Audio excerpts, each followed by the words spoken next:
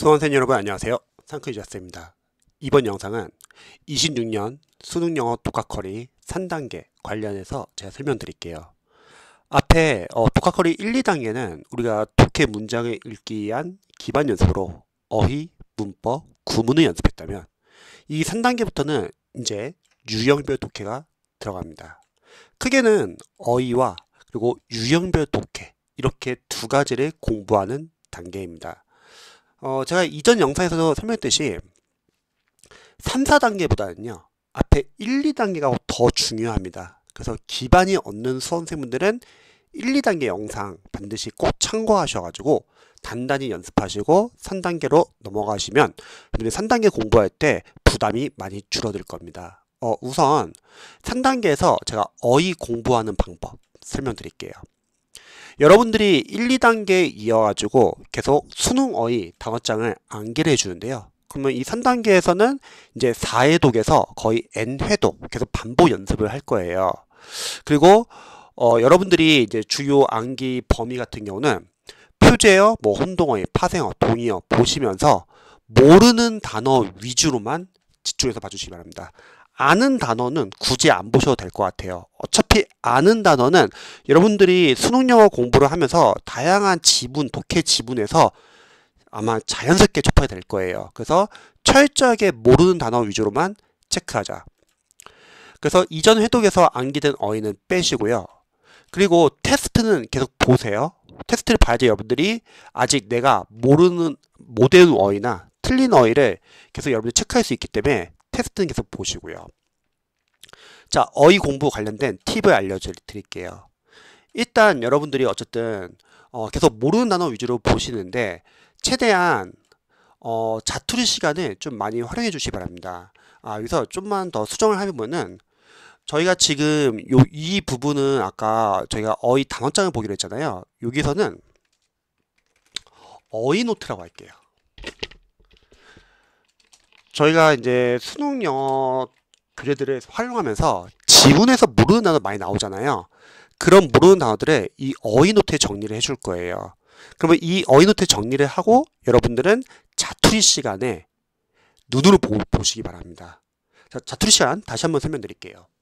자투리 시간이라는 거는 쉬는 시간, 식사 시간, 버스나 전철 안에서 이동할 때, 잠들기 전에, 특히 내과학에 의하면 잠들기 전에 여러분들이 단어를 보면은 자는 동안에 단기 기억이 장기 기억으로 전환이 된다고 하죠.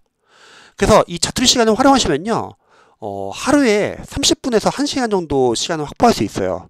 절대 무시 못하는 시간이고요. 그리고 이 시간이 계속 쌓이잖아요. 한 달, 두 달, 세 달. 어마어마한 시간이 됩니다. 자, 어휘노트는 유의할 점이 암기하는 게 아닙니다, 여러분. 눈으로만 봐주세요. 암기는 여러분들이 평상시에 보는 어휘 단어책, 테스트 보면서 암기하시고요. 이 어휘노트는 눈으로만 보자. 왜냐면 얘까지 암기하려면 시간 너무 오래 걸려요. 대신에 이 어휘노트를 여러분들이 계속 수능 영어 교재에 관련된 지문에서 모르는 단어 계속 정리해 주시고요. 그럼 효과에 대해서 좀 설명드리면은 아무래도 계속 반복되는 단어들이 있을 거예요. 어휘노트에 계속 적게 되는. 그러면 자연스럽게 반복이 되고요. 또한 여러분들이 어휘 교재를 보고 있잖아요. 그러면 그 어휘 교재에서도 또 중복되는 단어들이 많을 겁니다. 그럼 복습 효과도 생길 거예요. 자연스럽게. 그리고 지문에서 자주 등장하는 수거나 구동사 같은 경우도 어휘 교재에 없다 하더라도 보완을 할 수 있거든요. 그래서 전반적으로 크게 어휘는 이런 식으로 여러분들이 공부하시면 좋을 것 같습니다. 자, 이제 남은 시간은 여러분들이 이제 독해를 드디어 유형별 독해를 공부를 들어갑니다. 먼저 여러분들이 독해를 들어갈 때 유형별로 접근법 이런 걸 좀 체크를 해주셔야 돼요. 제가 추천하는 교재는 크게 자이스토리 영어 독해와 그리고 영어 1등급 독해 기술 요 두 교재를 추천합니다. 자이스토리 독해 같은 경우는 크게 기본편, 완성편, 시전편이 있는데요. 재수생분들은 시간이 많지 않기 때문에 자신의 실력에 맞춰가지고 좀 풀 수 있는 교재 위주로 정하셔서 푸시면 좋을 것 같아요. 딱 한 것만 푸셔도 됩니다. 재수생분들은 기본편 푸시면 기본편, 완성편 푸시면 완성편.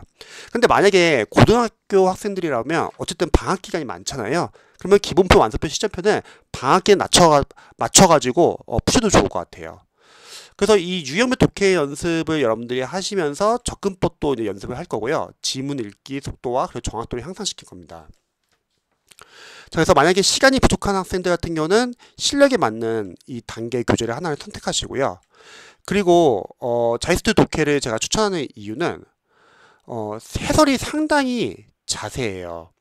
그래서 좀 더 자세히 알려드리면은 자이스트 독해가 좋은 이유가 해설이 자세하고요.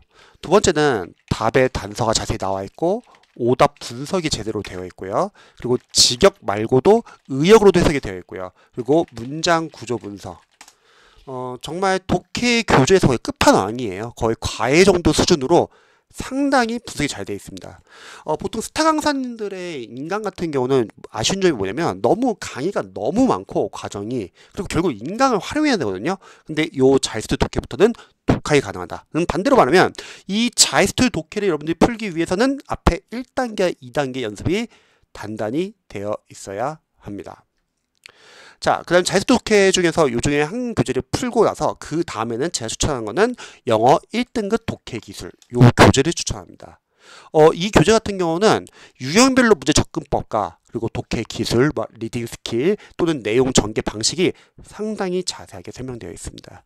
그래서 저는 우선 자이스트 독해 하나하나 푸시고 그 다음에 영어 1등급 독해 기술 이렇게 푸시면은 독해는 이제 수월해집니다. 그리고 4단계부터는 여러분들이 수능 영어 기출과 모의고사 위주로 풀면 되는 거예요. 자, 이제 이 두 교재의 활용 방법에 대해서 좀 설명드릴게요. 먼저 여러분들이 각 교재에서 유형별로 접근법을 확인하시면 좋을 것 같습니다. 접근법 같은 경우는 교재도 잘 나와 있지만 만약에 본인이 유튜브에서 특정 강사님의 접근법을 알고 싶다, 뭐 리딩 스킬을 알고 싶다 그러신 분들은 유튜브에서 검색해봐도 잘 나오고요. 근데 중요한 거는 이러한 접근법이나 리딩 스킬 같은 경우는 여러분들이 참고만 해주세요.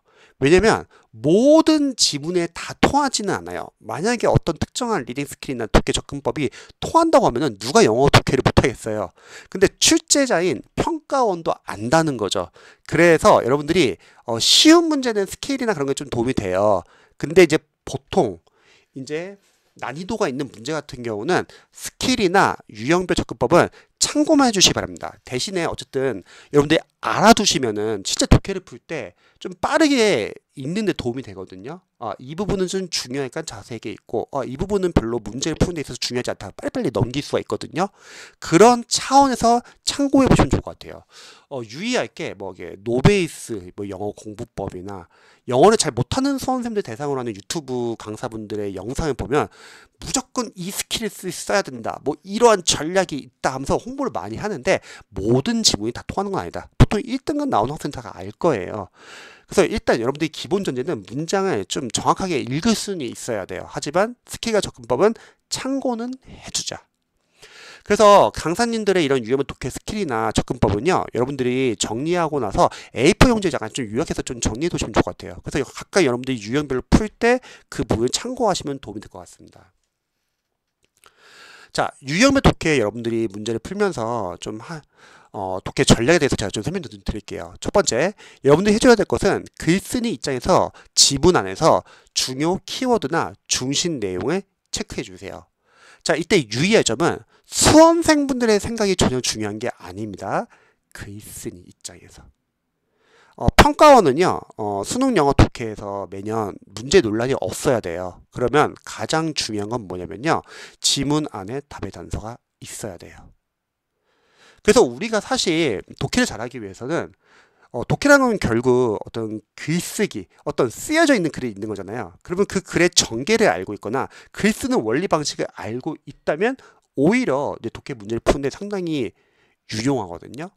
그래서 여러분들이 독해를 이제 해석을 하면서 글쓴이 입장에서 중요 키워드다, 중심 내용이다, 최소로만 표시하면 좋을 것 같습니다. 자, 이때 유의할 점, 주관적인 판단으로 해석하면 안 돼요.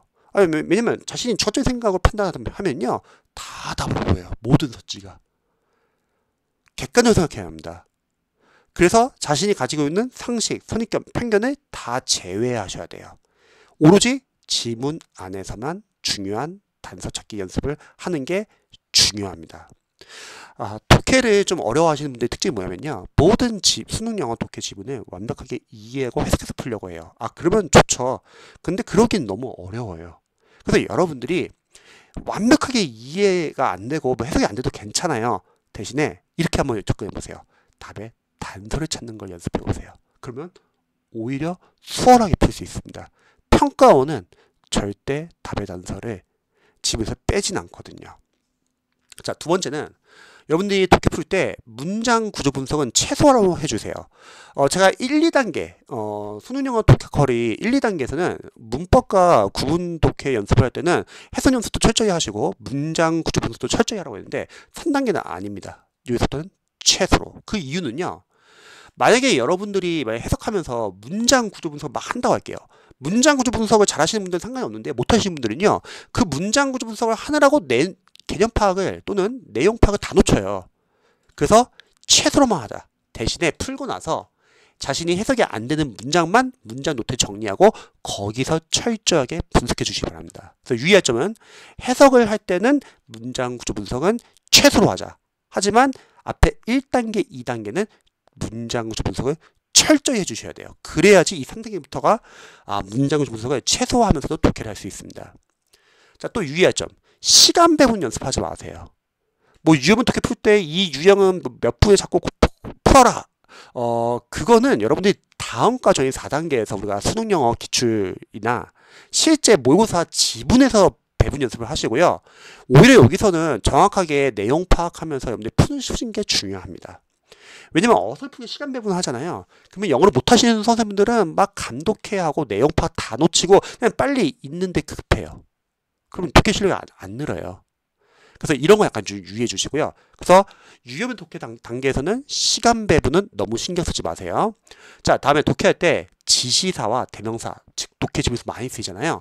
반드시 앞에 어떤 단어는 나타내는지 체크해가지고 정확하게 해석을 해주세요. 왜냐면 지시사랑 대명사를 어설프게 해석하면 내용이 아예 바뀌거든요. 그래서 이런 거 약간 좀 유의해 주시고요. 그래서 앞문장과의 어떤 관계 파악도 중요하고요.